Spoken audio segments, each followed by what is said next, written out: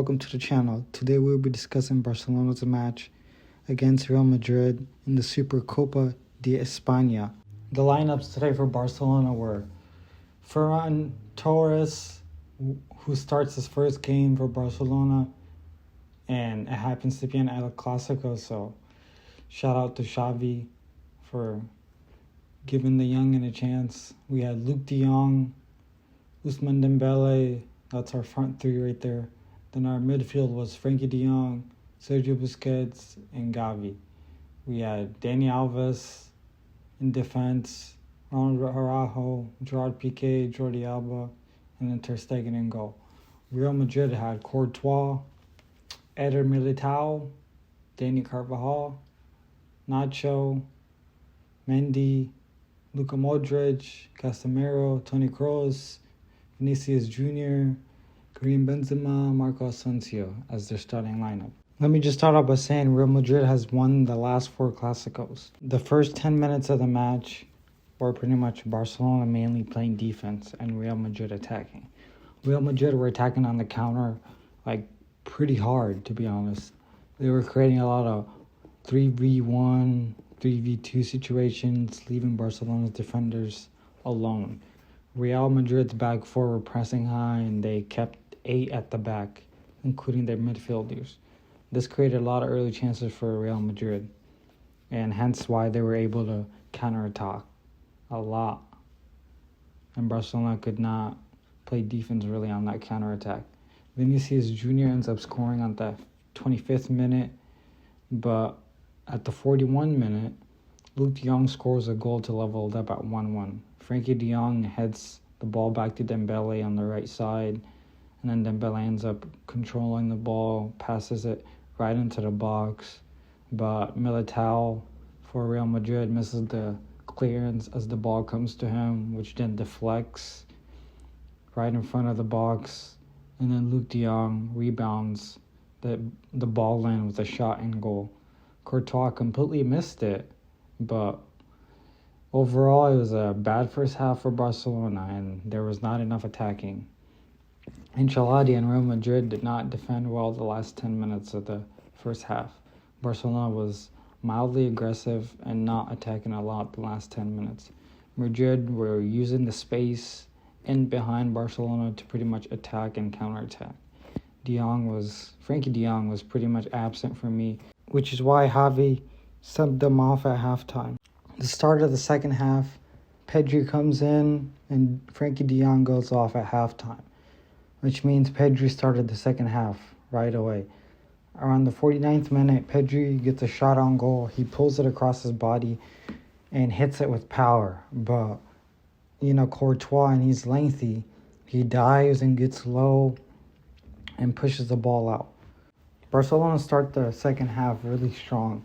They were attacking really quickly and pressing Real Madrid deep, pretty much forcing Real Madrid to play out of the back. At the 51-minute mark, Dani Alves gets a yellow card, trying to stop Vinicius. He doesn't get all of the ball and gets booked. At the 66th minute, Ansu Fati comes in for Luke de Jong, and now we have attacking numbers for Barcelona. But the thing is, Benzema kept attacking all game.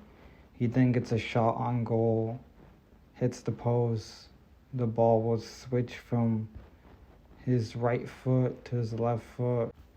Minute 71, Ter Stegen gets a good save from Benzema again. And this time it's towards the middle of the box. Benzema gets a shot, but the ball is saved. But the save goes right into Carvajal's position. And then from the right side, he passes it into the box. Benzema taps the rebound in, and then Ter Stegen saves it again with his foot, but it's deflected, and then Benzema's right there. He taps it in. Luka Modric was making forward runs pretty much most of the second half, attacking Barcelona's right backs and drawing them in so they can counterattack. Real Madrid was pressing high after Benzema scored the goal, and then after that, Barcelona was pretty much playing catch-up. At the 78th minute, Nico Gonzalez and Memphis Depay come in for Dani Alves and Gavi. Around the 84th minute, Ansu Fati, for being his first game back from injury, he scores the equalizing goal. He gets a header, the cross comes in from Jordi Alba on the left side. Casemiro and the Madrid defense are pretty much asleep and caught off guard. Barcelona were causing a lot of problems for Real Madrid, and our real threats were the corners and crosses. Pedri and Dembele, to be honest, looked really good on the link-ups on the left side. The front three of Fati, Dembele, and Depay were causing Madrid defensive problems a lot on the attack. Depay was in under Fati. The runs were coming in from the midfield from pretty much Pedri and Abdi, who were really good, and Abdi kept getting behind Real Madrid's defense, which I was really impressed with. At the end of the 90th minute, Barcelona were pretty much with 49 possession and Real Madrid had 51.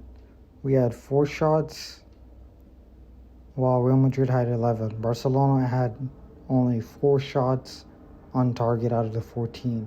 Real Madrid had 6 out of 11, with 493 passes for Barcelona and 526 for Real Madrid.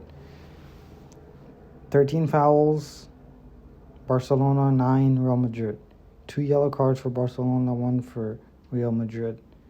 And 5 corners for Barcelona compared to 1 for Real Madrid. And I want to emphasize, since we had 5 corners, we ultimately should have had more shots on goal and on target. So start of extra time, pretty much Valverde ends up scoring in the 98th minute and makes it 3-2 for Real Madrid.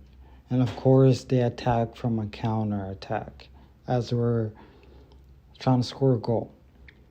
Pretty much it was hard to defend when all the Barca players were attacking, because Javi made all those subs to score goals and attack Real Madrid's defense. Araujo, to be honest, shouldn't have gave that goal up. I don't know why he dove to the ground. He should have just stood up and tried to block it instead of diving down, and then the ball ended up going under his legs. So Barcelona pretty much had a lot of corners this whole game and crosses, but Madrid kept hurting Barcelona on the counterattack. Real Madrid used their experience and pace on their counterattack, along with their 3 up-front players, which were really good for Real Madrid. The second half of extra time, Real Madrid was pretty much more compact since they already had the goal-up lead. They played back, waiting for the counterattack, which hurt Barcelona. Barcelona's lack of experience led to many mistakes, and that's because we have a bunch of youngsters playing and everyone else is pretty much injured or not registered. But today was an overall good game and overall great tempo. Real Madrid gave Barcelona chances, but Barcelona did not capitalize and take those chances, which, if you want to beat Real Madrid, you have to take those chances and score. But overall, it was a good team performance, even though Barcelona lost. All the players fought hard and showed their true confidence. Even though there's no Messi or Ronaldo, this one felt like a real Clasico, unlike the last 4, which have been pretty much boring and Real Madrid have won. This felt like a real Clasico, even though it was away from home and not in Spanish soil. Great to see Barcelona improving and the team working harder and harder. Today was a real test, and the team showed that it can withstand pretty much anything and still capitalize, even though we lost.